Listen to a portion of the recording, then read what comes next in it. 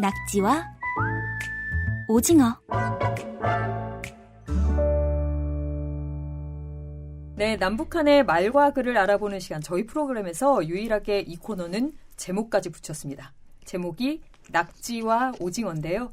저와 함께 남북한의 말과 글에 대해 들려주실 분, 오늘 결의말 큰사전 남북공동편찬사업회 민지원 연구원 나오셨습니다. 어서 오세요.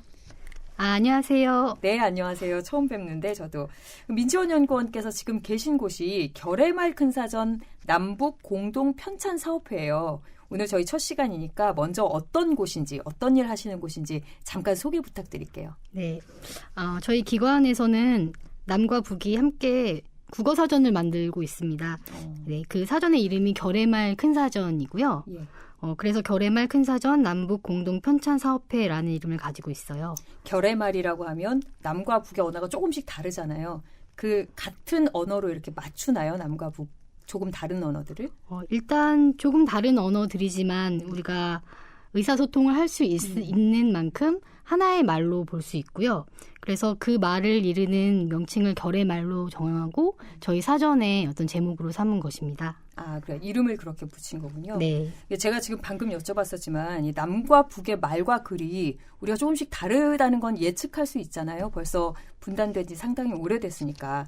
실제로 저 같은 경우에는 취재를 하면서 탈북민 분들 좀 만나보거든요. 그런데 오래되시지 않은 분들은 저희하고 억양도 좀 다르고 쓰는 말씨도 달라서 무슨 말인지 조금 못 알아들을 때들이 있어요. 탈북민 분들도 또 저희를 만나면 이게 남한 사람들 무슨 말 하는지 잘 모르겠어요. 이렇게 말씀하실 때 있거든요. 남과 북의 말과 글 실제로 많이 다른가요? 일단 나라 간의 언어 간 차이만큼 그 차이가 크다고는 할 수가 없습니다. 왜냐하면 처음 만나는 탈북민들과도 약간 의심되거나 어려운 부분이 있지만 충분히 대화가 가능한 정도니까요. 예. 그렇지만 분단된 상태로 시간이 많이 흘렀고 또 사회 체제와 표준으로 삼고 있는 지역의 말이 다릅니다. 이런 부분 때문에 어감이나 뉘앙스나 어휘 등의 차이가 조금씩 있고요. 예. 특히 많이 들으셨겠지만 남쪽에서는 외래어를 굉장히 많이 쓰고 있잖아요. 예. 그 부분들이 아마 탈북민들이 가장 어려워하는 부분이 아닐까 생각이 듭니다. 예, 저희 얼마 전에 이렇게 화장품에 대해서 저희도 한번 방송을 한 적이 있었는데 화장품 용어들이 다 외래어잖아요. 네네. 그런데 북쪽에서는 다 우리말로 바꿔서 쓰더라고요. 말씀해 네. 주신 것처럼. 그렇죠. 그래서 조금 다른 말들이 많은데요. 앞으로 매주 이 시간에 남북 간의 말과 글에 대해서 알아보면서 공통점 또 닮은 점 더 이제 조금씩 늘려가 보도록 하겠습니다. 오늘 알아볼 단어 제가 앞에서 코너 제목을 소개했거든요. 낙지와 오징어. 저희가 왜 남북의 언어를 알아보는 코너 제목으로 낙지와 오징어를 붙였냐 하면요. 이 단어 두 개가 굉장히 쓰임이 좀 다르다면서요. 남북 간에. 낙지와 오징어가 특히 최근에 언론에 많이 그렇죠. 노출이 됐어요. 네. 그래서 저도 친척분들이나 개인적으로 아는 분들을 만나면 이 이야기가 항상 화두에 오르고 이야기가 되고 하거든요. 네네.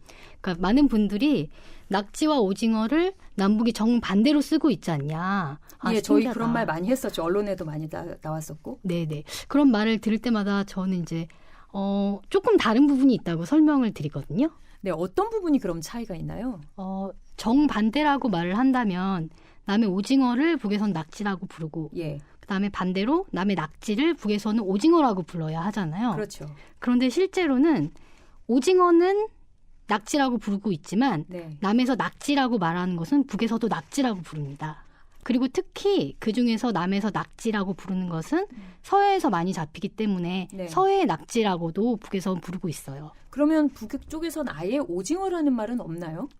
뼈가 있는 것, 그러니까 예. 우리가 말하는 갑오징어, 그것만 예. 오징어죠. 그것만 오징어. 네, 오징어의 범주가 굉장히 좁네요. 아, 네, 그렇죠. 대신에 낙지가 굉장히 많은 종류가 있는 거고. 그렇죠. 낙지의 범주가 넓고 특히 서해 낙지는 또 그중 어떤 특정한 것만 이르는 거고요. 왜 서해 낙지라고 부르나요? 낙지가 아무래도 그 서해 쪽에 뻘이 있는 데서 많이 잡히는 것으로 알고 있어요. 네. 그래서 낙지도 조금 구분해서 그렇게 세분화해서 부르는 것으로. 네. 그렇게 알고 있으면 되겠네요. 네, 네, 맞습니다. 이 낙지와 오징어가 말씀하신 것처럼 화제가 됐던 게 이제 작년에 평창 올림픽 때였잖아요. 네, 네. 예. 그때 어떻게 했었죠? 저 기억은 잘 안 나는데 김여정 특사가 그때 얘기를 했던 것 같아요. 네, 네. 남북 말이 많이 달라지지 않았습니까? 특히 오징어와 낙지는 남북이 다르게 부르는 것 같다. 이런 얘기가 많이 노출이 돼서 언론에 굉장히 많이 나왔더라고요. 그래서 그게 어떻게 다른지 사람들이 많이 궁금해하는 것 같습니다. 예, 사실 그 말 때문에 저희가 낙지와 오징어는 남북이 완전히 반대로 쓴다라고 알고 있었는데 그렇게 완전히 반대는 아니었군요. 네, 네. 이렇게 낙지와 오징어 같이 우리 쪽하고 또 북쪽하고 좀 반대로 부르는 것 혹은 좀 다르게 부르는 것들 어떤 게 있을까요? 반대라고 보기는 어렵고 부르는 그 묶음이 좀 다른 단어들이 있는데 예. 요즘에 흔히 볼 수 있는 그러니까 이 계절에 많이 볼 수 있는 나비가 바로 그런데요. 네네. 남에서는 나비와 나방을 구별을 해서 부르지 않습니까? 그렇죠. 우리는 좀 모양도 좀 다르고. 네. 그런데 북에서는 이 두 가지를 다 묶어서 나비라고 부르고 있어요. 아, 차이가 아예 없어요? 나비와 나방을 구별하는 말이 없는 거죠. 같은 어떤 범주로 묶어서 나비라고 부르고 있고요. 네. 이런 언어는 꼭 북과 남만 있는 것이 아닙니다. 그러니까 영어에서도 마찬가지인데요. 네네.